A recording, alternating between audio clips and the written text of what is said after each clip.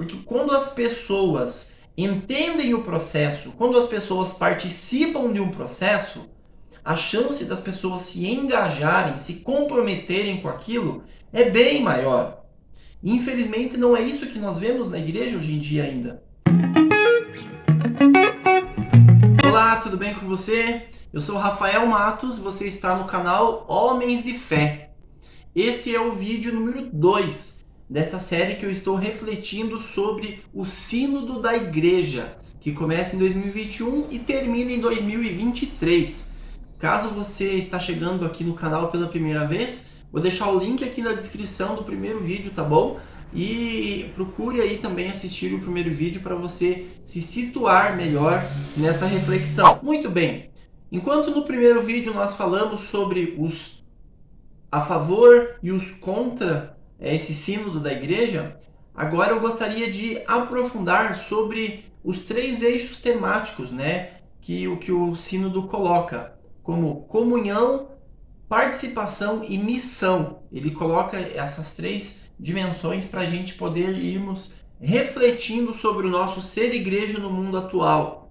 Nesse vídeo em especial, nós vamos então refletir somente sobre a comunhão, tá bom? Essa comunhão tem tudo a ver com o que o Papa nos convida a caminharmos juntos. Só é possível caminhar juntos, ser uma igreja sinodal, se tivermos comunhão uns com os outros. Lá quando os apóstolos receberam o Espírito Santo, mais do que essa coragem, essa intrepidez em falar de Deus para o povo, mesmo sofrendo ali perseguições e tal, o que também fazia com que eles a cada dia trouxessem mais pessoas era mais do que o Espírito Santo que os impelia a pregar a palavra de uma forma ousada.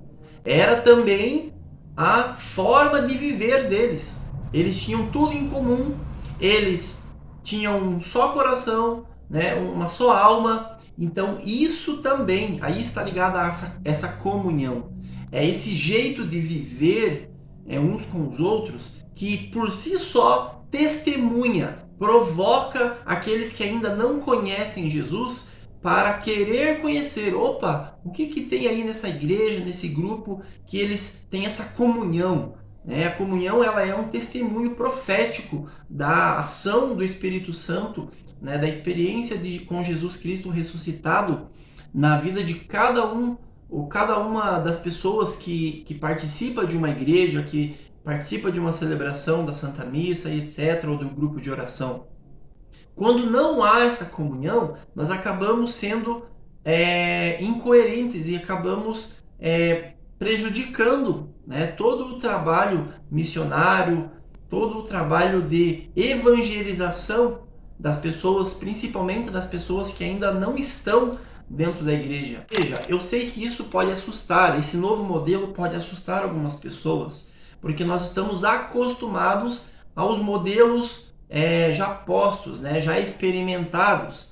Porém, nós precisamos ter essa clareza de que nada será como antes, já está mudando algumas coisas, e eu explico para você melhor o que está mudando e por que isso não necessariamente precisa ser ruim, não necessariamente isso ameaça a nossa fé, a essência da nossa fé.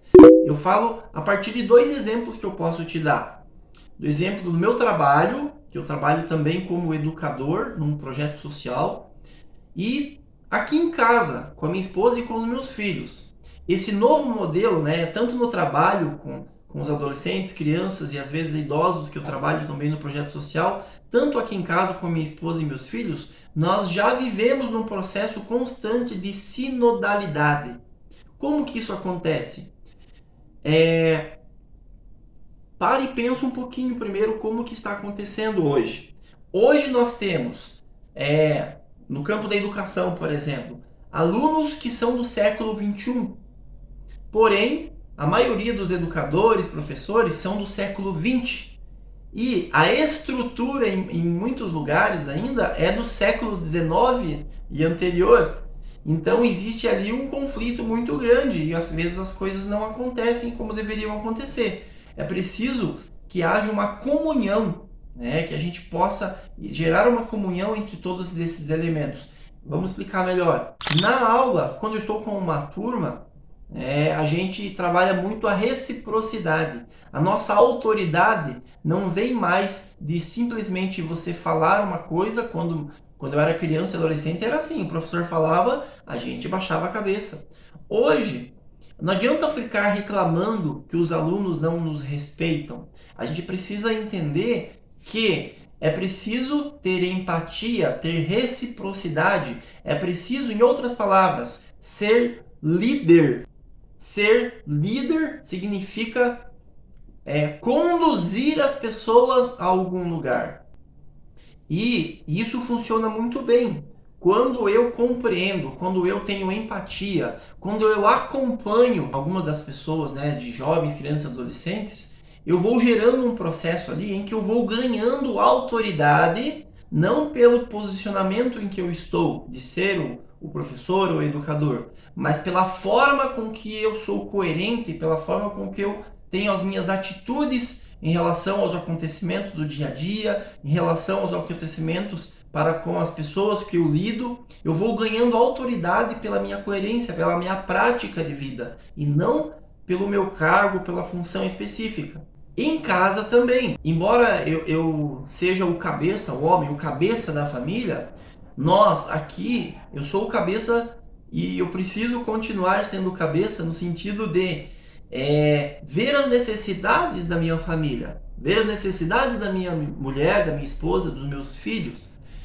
Aquele modelo antigo de que o pai, o homem, é aquele que manda, aquele que fala e todo mundo obedece e acabou, esse jeito machista, tá fadado a acabar, porque isso não é saudável. Não necessariamente isso tira a autoridade do pai, do cabeça da família. É a forma de exercer essa autoridade que precisa estar mais adequada e mais fiel ao evangelho. Porque se alguém está no processo de liderança, de condução de algo, e somente aquilo que essa pessoa acredita ou pensa ser certo é o que vale, de cima para baixo, sempre, sem jamais gerar empatia, comunhão, sem jamais escutar as pessoas, isso se torna uma ditadura, isso se torna algo que é opressor, que não valoriza as liberdades, não valoriza o livre-arbítrio das pessoas.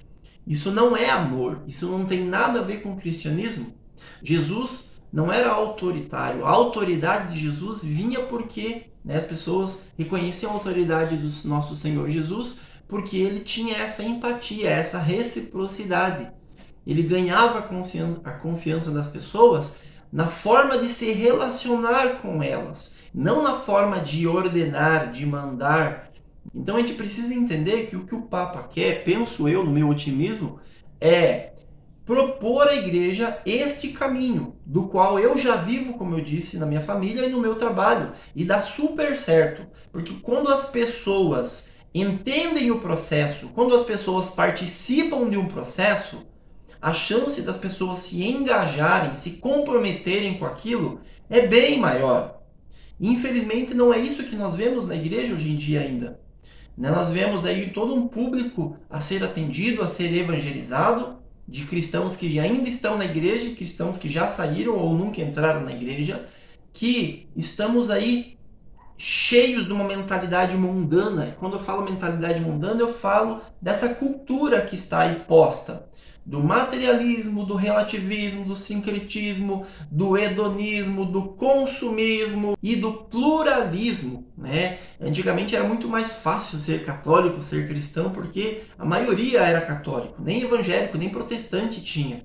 Então, de uns tempos para cá, as coisas mudaram, minha gente. E nós católicos precisamos acordar. Acorda, católico, acorda, meu irmão. Chega de querer ser católico só porque eu vou no rito, eu vou na igreja. Isso é fundamental. Eu não estou dizendo que isso não tem que ter. Eu estou dizendo que o católico verdadeiro é aquele que faz uma experiência sobrenatural, mística com Deus, que é fiel aos ritos, aos sacramentos, mas que também, em terceiro lugar, pratica a sua fé. E manifesta isso na forma com que ele gera comunhão com as pessoas, sem perder a sua identidade, Jesus fazia isso. Jesus conversou com a samaritana, conversou com tantas outras pessoas que não comungavam da sua fé, porém elas acabaram tendo comunhão com Jesus, porque a forma dele conversar, dele se relacionar, possibilitou essa comunhão.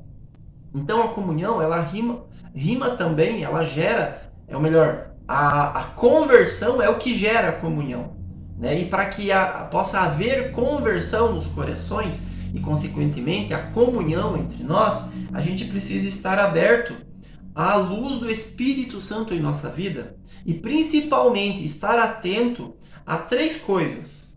Primeira, olhar para o povo, as necessidades do povo de Deus.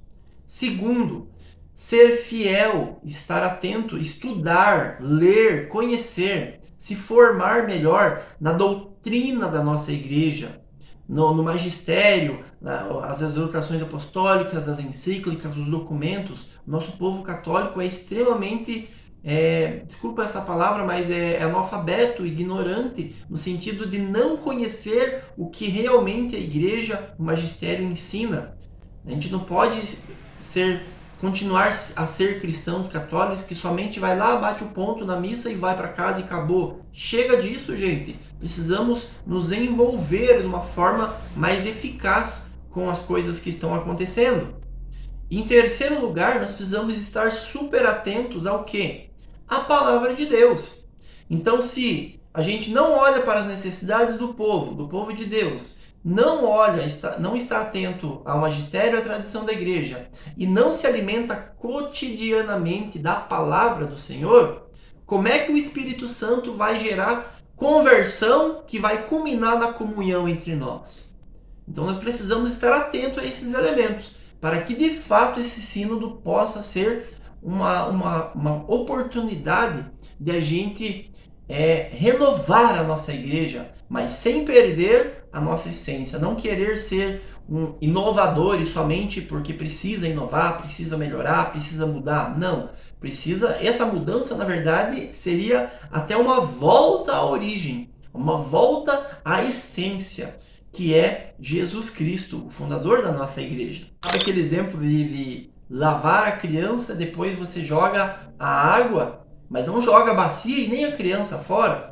É isso, minha gente. Precisamos ter essa clareza do que precisa permanecer e do que precisa ser mudado, sem nos contradizermos, sem abandonarmos a fé, né, que o nosso Senhor Jesus confiou a nós de transmitir às nações a integralidade do Evangelho de Cristo.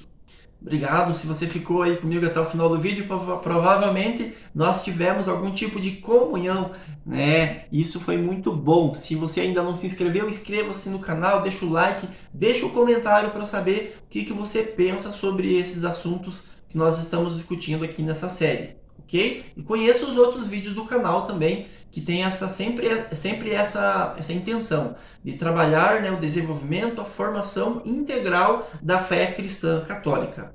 Deus te abençoe, meu irmão, minha irmã, e eu espero você no próximo vídeo.